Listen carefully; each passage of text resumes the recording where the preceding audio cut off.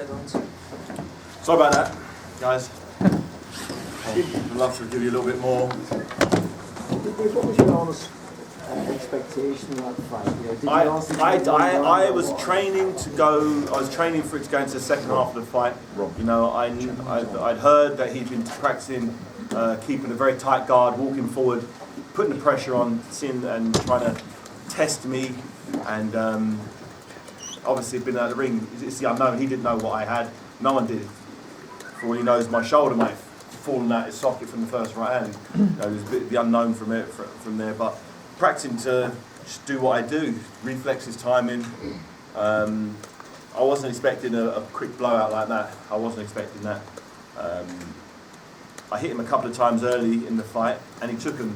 I thought, okay, nice. Once I hit him, I sort of I relaxed. I thought, okay, it's going to be a long fight, and I've got to break this guy down. Some jabs to the body, some right hooks to the body, just to slow him down. And the opportunity arose, and I just let my hands go. And I don't think there's too many heavyweights on the planet that could take those types of shots in close succession. I really felt relaxed, I felt fast, and I'm just happy. You know, the reception I received when I walked out of there was amazing. It really was beautiful. You know, obviously when the fight was announced, a lot of people, you know, there's a lot of negativity, people thinking, okay, you've been out this long, you know, are you going to pull out, are you actually going to get in the ring? You know, people felt a little let down with me, and you know, it was just I was in an unfortunate place the last few years, but fortunately, you know, joined force with Shane here, Shane McGuigan, and we're going to take it all the way to the heavyweight championship of the world. Do you think he was sort of intimidated by it all? Because he didn't really seem to, after about a minute, he didn't really throw any more punches. My speed definitely. Every single fighter I've ever got in the ring with, sparring or fighting, all say I was the fastest one they've ever been in the ring with. I've never been in the ring with someone that's been faster than me, even in sparring middleweights. I'm always the fastest person they've been with. And I think the speed surprises people, the fact that I can see what they're doing and block it. So what can they do? And I can hit them pretty much at will. So, what was the question? Was he intimidated? He was intimidated. I don't know. You know, he's smart. I hit him with a big right hand round the side that I was expecting at least a little bit of a shudder from him, and he sort of smiled at me. I thought, okay, he's tough. I heard that he's had a very good chin. He'd done some sparring with Tyson Fury. He said he was very tough, a tough guy. So I thought, okay, great. You know, he's been there with some big guys, and he's got a good chin. Let's test that chin. No matter how good someone's chin is, you can't take those punches. It just doesn't work like that. When do you want to fight again, David? As soon as possible. I mean, as soon as possible. You know, I feel healthy. Hands feel good, and I'd love to get back in. You know, 3 months' time. That'd be ideal for me. Would it be beneficial for you to go a few rounds next time? Ideally, yeah. It's who can go those rounds. You know, unfortunately, when someone comes to win, a lot of the time, it makes it easier for me. The more someone punches, the easier it is for me to knock them out. Could find a guy who just tucks up and doesn't try and win, and I go rounds, but that's not really fair to the fans, and could end up being a bit boring. But you know, I'm sure there's some tough guys out there. I'm sure there's some guys who could maybe avoid those punches, and you know, so I stand to Shane and my team to sit down and figure out the next step. David, is it important to be very active though? Pardon? To be very active. I'd love to be active. Unfortunately, in the past, it's not through choice. It's not like, okay, I want to have a 6-month holiday after this fight. I just physically have been incapable of fighting any sooner than the fights that I've had. You know, it's been like I used to fight every year basically. You know, after a fight, I was so banged up. You know, not even from the fight, from training, that I was. You know, I had to take a big gap off, and then you've got to start the training camp again from scratch, and I don't want to have to do that anymore. I want to fight regular and try and get as many fights in close succession as possible. How many fights do you think it will take before a title fight, or Anthony Joshua? I don't know, maybe 2, 3, I don't know. It depends if there's some guys out there that are interested, we could talk. See what goes on tonight. Pardon? See what goes yeah, on tonight. the heavyweight division. You've got Deontay Wilder fighting the WBC title. You've got tonight defending it against Spitka, and you've got Charles Martin, a big southpaw, fighting Glasgow. So you've got the IBF title there that was taken off Tyson Fury, and you've got the WBC title. You know, I haven't seen much of the. I know Deontay Wilder. He's a former sparring partner of mine. Very good fighter, very big puncher. But the division's kind of wide open. You've got Tyson Fury going back to Germany. That'd be interesting to see how that fight pans out, the rematch. So those titles are kind of tied up for at least 6 months. Maybe a little longer. We've got Lucas Brown's challenging Ruslan Shagayev for the regular WBA title in a couple of months. So there's lots of different options out there. It's an interest. There's not one dominant heavyweight right now who has all the belts. Unfortunately, Tyson Fury said even if I worked my way up the rankings, he wouldn't fight me. Which is his right to do that, but you know, money talks at the end of the day. Gareth, I'll come back to you. Hang on one second, just down here. Okay, congratulations, David. This is Samara from 8 Count News. Thank In you. your opinion, after you sized Mark up, when did you think you'd select the ultimate finish?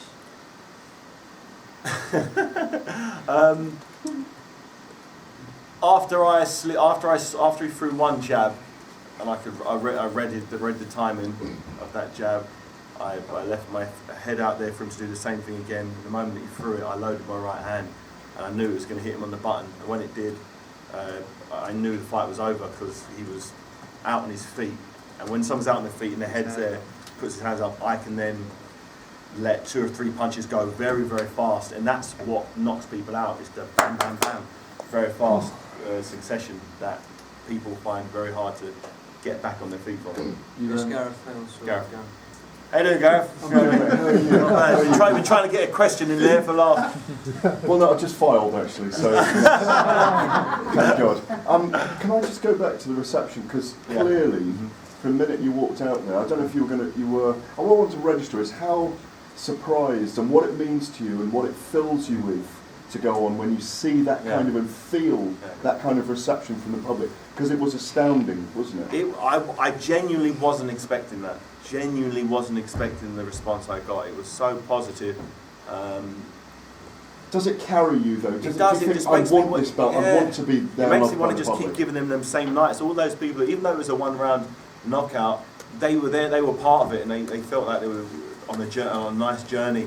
And it was a good crowd. I looked around. Everybody was buzzing. There's kids, women. It wasn't a typical boxing crowd. It was better than you imagined. It was way better than I was imagining. When we went for the January 16th, apparently that was the worst possible date we could have had a boxing match on. This is what everyone said. Don't do that. Leave it a couple of months. That's how I said. Well, I need to get in the ring as soon as possible, even if it's half empty. I don't care. I just want to get out and fight and let my fighter do the talking. And I went out there. I was like, whoa, okay, this is amazing. It was absolutely fantastic, and people were singing "Ain't No Stopping Us Now," and it felt like the old days. It was really something else, and I want to give them some more of those nights. And hopefully the guy can stand up a bit longer. Yeah, but does it stimulate you? Will it stimulate you when you go back and analyse that now, when you watch it back? Will it stimulate you as much as you want the desire in yourself to be a public figure, to be a person who's loved by the public? How much does that mean to you now? As you get older, you know, I'm 35 years old now. You know, I never anticipated boxing at the age of 35. I always said I'd retire when I was 30. I was adamant about that. You know, even before I purposely had the Vladimir Klitschko fight before I was 30. Before I was 31, I thought, this is it. This is just the journey that I said from when I was 10 years old. I'm going to complete it, be unified heavyweight champion of the world, and then be unified heavyweight champion and retire before 30. I lost that 5 points, unfortunately. I just fell short on that one. And I couldn't live with myself, because I definitely felt I underperformed, let people down, and I want another run at it, and a healthy run at it. And I think it was a good start today. Final one, out of 100%, where are you? Now, 70%, say. I remember I've just started working with Shane's the first camp. We're just still trying to find out. We had to change a lot of stuff as we're going along. We realised, okay, that doesn't work for me. Let's try and do things this way. We've adapted training as we've gone, but we managed to get to a point where I'm here, fit, fast, healthy, no injuries, and can perform. And that was always the plan. You know, we're not focused on getting Deontay Wilder over sparring and getting all these crazy, you know, these monsters over sparring. I'm not worried about that. I'm gonna save the hard fights for the ring, for the fight, you know, opposed to using that up in training camp. Thank you. Declan and James. You mentioned your speed earlier, but by your standards, you actually look slower. Is that something you're going to have to accept with being older now, or do you think that's going to come back?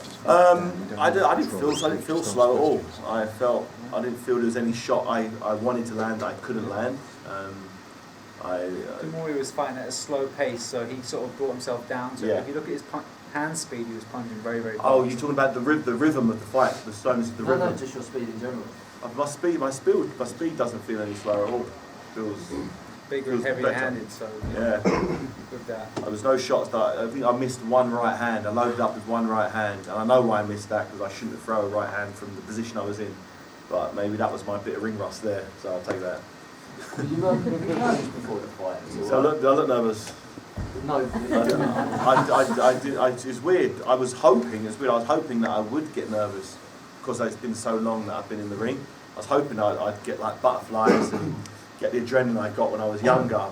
But I had zero. It was really strange. It was strange. But I still felt ready. I was in the ring. I felt ready, but it was just I was just absorbing the nice atmosphere from all my amazing fans. And I think a lot of people can use up much needed energy with your emotions, energy you need for the fight. It's a tough place to be if you're going to those later rounds, and I'm definitely not using up the nervous energy, that's for sure. I feel so cool and calm and relaxed, and I wish the fight went longer, I really do, because there's so many things we've been working on that I didn't even get into the position to do. You know, I was anticipating him really putting the pressure on me. In my mind, leading up to this, I wasn't expecting him at all. He backed off. I was like, okay, this is not what I mentally worked myself up for him to just come across the ring. It's kind of like a Chisora would or John Ruiz, just put it on me.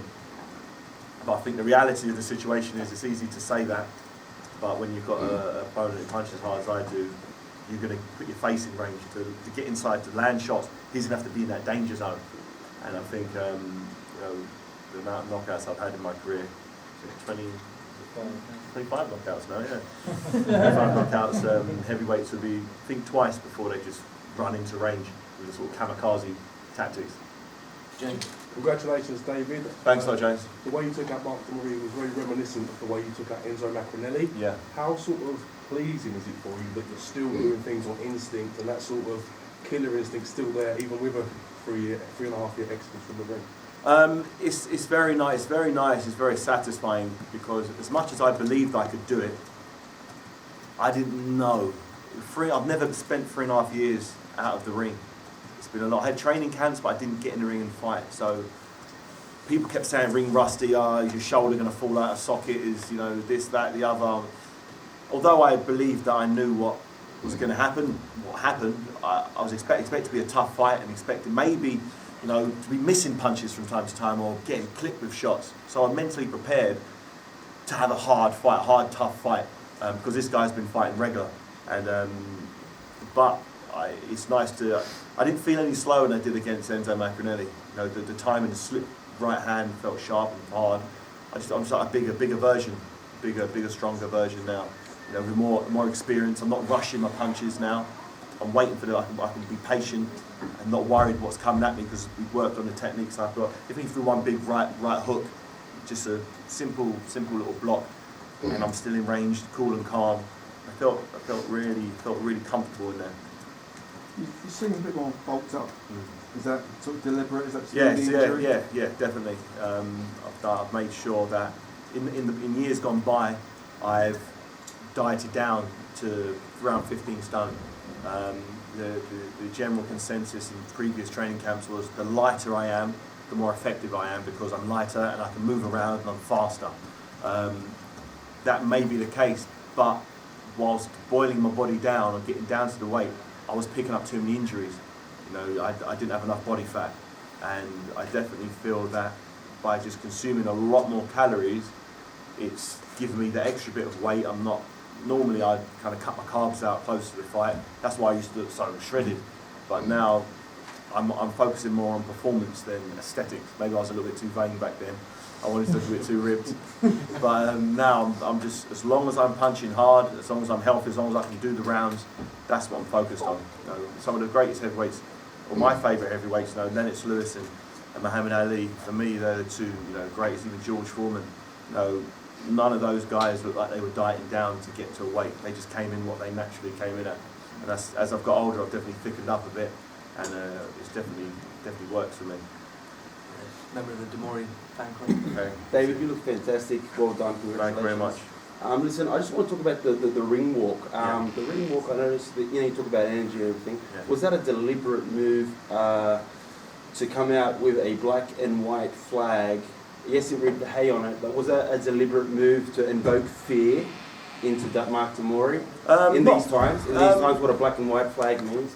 No, I had no actually acknowledgement. I didn't even know there was a black and white flag. I thought there was a Union Jack flag. To be honest, wasn't there?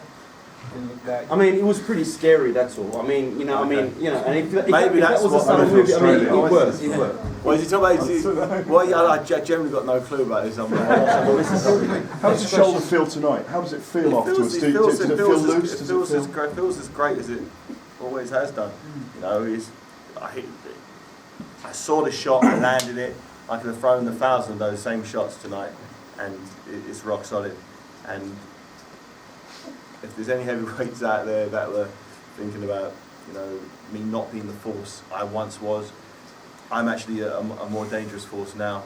I truly believe that, and you know, whatever success I had in the past, expect that times 2.